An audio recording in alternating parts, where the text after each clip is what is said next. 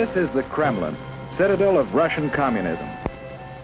Looking at Russia, we might see it as a country to be studied, as we study other nations of the world. Yet we know that Russia today is regarded as a grave threat to our nation, to our freedom, to the peace of the world. Why so? What makes it a threat? Looking closer, we see a clue. Public display of giant portraits of communist leaders. These leaders, by their actions, have caused the world to stand guard. Here, in Russia, you see the reason why so many nations are building up their defenses.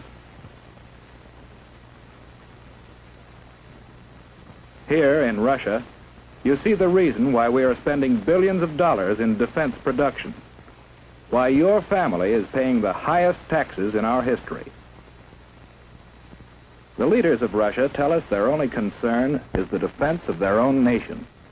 Is this so? Or are they ambitious for world conquest? Question. A question: communism. Ever hear of Karl Marx? In his mind, communism was born more than 100 years ago. He looked at the world and saw men as divided into two classes: workers and capitalists. In the Communist Manifesto, he called upon the workers, the proletarians, to rise up and overthrow their capitalistic masters. He cried, "The proletarians have nothing to lose but their chains. They have a world to win. Working men of all countries, unite." This was the promise and the challenge of communism. In Russia, the Tsar was the government. To support the wealthy aristocracy, millions of peasants toiled in virtual slavery. The Cossacks, dreaded police of the Tsar, enforced tyrannical laws. Here was fertile ground for the ideas of communism. For here, indeed, the people had nothing to lose but their chains, the chains of the imperial government.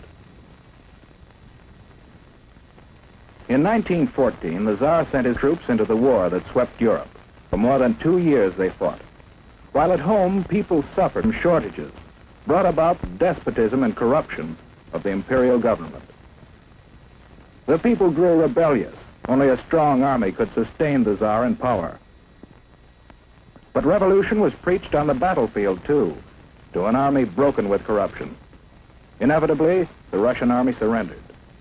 And with the defeated army returning under the banners of revolution, the imperial government fell and revolution reigned. The chains were broken, and in violence was born the government of the proletarians.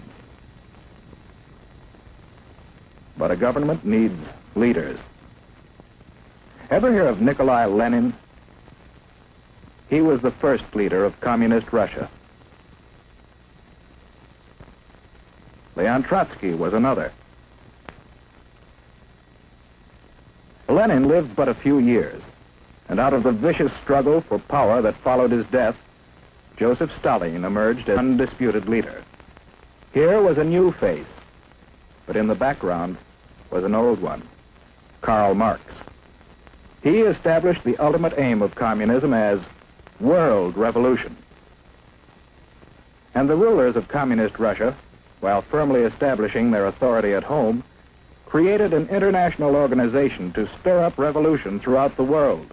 Communism was on the march. Stalin was in the Kremlin. But what of the people? The proletarians who had fought to win a new world.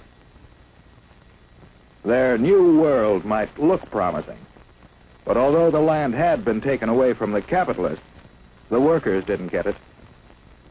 Under communism, virtually everything belongs to the state. The individual has little right to own property or to plan his own life. He's told where to work with his employer. Little freedom to leave his job or seek a better one. Whereas we believe, and our religions teach, that the individual is all important, communism denies religion and debases the individual to a part of the vast machine that powers the state.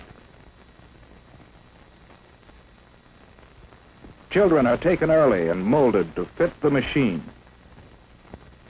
Here is no search for truth, The government writes the textbooks, and the children are taught to accept communism and their fate without question.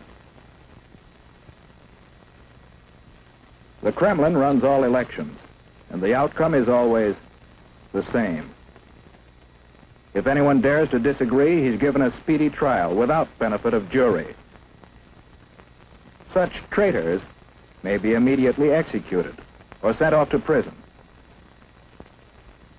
The proletarians have nothing to but their chains. They have a world to win. Although the people of Russia gained little, the rulers gained mightily in power. They built up a giant war machine, looking forward to the day when their flag would fly over the entire world. Then came the rise of Nazi Germany, another power bent on world conquest. The two nations joined forces, and Russia, believing itself safe from aggression, launched an invasion of Finland and other neighboring nations. For the first time, the world learned that the communists were no longer waiting for world revolution, but were now resorting to outright military aggression to extend their power. After the Nazis turned on their former allies, we supplied Russia with immense quantities of military equipment to wage war against our common foe. And how did Russia come out of the war? In 1917, at the time of the revolution, Russia was already a land of vast area. Soon after the end of World War II, Russia had occupied many new territories, bringing additional millions of people under communist control, and serving notice that Soviet Russia was now a world power to be reckoned with. United with Russia in war, we strove to preserve that unity in peace. We helped organize the United Nations, in which the nations of the world have mutually pledged to cooperate in fostering world peace and progress. Andrei Gromyko signed for Russia. But in the first post-war Italian elections, the communists created disorder in an attempt to gain control of the government. Once more, the world was reminded that basic in the idea of communism is the plan of world revolution, and that Russian communism has stepped beyond that plan to achieve world domination through aggression. In Indochina and Malaya, communist aggression has incited rebellion against established government. In France, communist aggression has fomented strikes against essential industries in attempts to discredit the free government. In Iran, the communists have incited rioting and have preached hatred and distrust of the Western nations. In Eastern Germany, they have openly opposed the West. In China, the communists have established their own puppet government. In Korea, communist aggression has come into actual combat with forces of the United Nations. And with the most deadly of all weapons available to the Russians, no peoples in the world can feel secure against this aggression.